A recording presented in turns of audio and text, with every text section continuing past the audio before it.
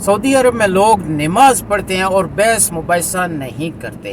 پاکستان میں لوگ بحث مباحثہ کرتے ہیں اور نمازی ہیں ہی نہیں، اس وجہ سے ہماری مسجدیں ویران ہیں۔ بہت مختصر بات اس ویڈیو میں بتاؤں گا، آپ لوگ ویڈیو کو لازمی اینڈ تک دیکھیں اور دوستوں میں لازمی شیئر کریں۔ ہم ایک دوسرے پر تنقید کرتے ہیں، ہم ایک دوسرے کو کہتے ہیں کہ ہم حسینی ہیں تم یزیدی ہو، یا ہم حسینی ہیں آپ لوگ یزیدی ہو۔ ایک دفعہ ایک واقعہ بیان کرتا ہوں کہ رسول اللہ صلی اللہ علیہ وسلم مدینہ میں تھے اور ایک یہودی سے ملے، اس نے روزہ رکھا ہوا تھا۔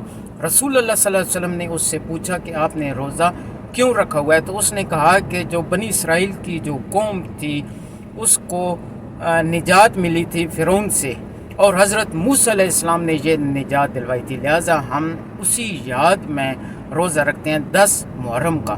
تو رسول اللہ صلی اللہ علیہ وسلم نے فرمایا کہ ہماری مسلمانوں کی جو نسبت ہے حضرت موسیٰ علیہ السلام سے آپ سے زیادہ ہے، لہٰذا ہم بھی مسلمان 9 محرم کو بھی اور 10 محرم کو، یعنی یہودی ایک روزہ رکھتے تھے اور مسلمان انشاءاللہ 2 روزہ رکھیں گے ہر دفعہ۔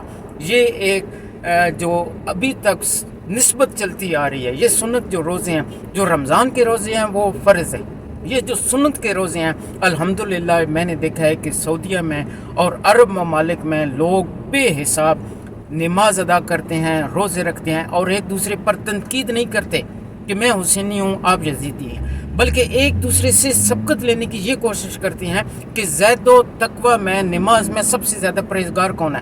رسول اللہ صلی اللہ علیہ وسلم کا آخری جو خطبہ حجۃ الوداع تھا، اس میں رسول اللہ صلی اللہ علیہ وسلم نے فرمایا کہ کسی کالے کو گورے پر اور کسی گورے کو کالے پر کوئی فضیلت حاصل نہیں ہے، سب انسان برابر ہیں۔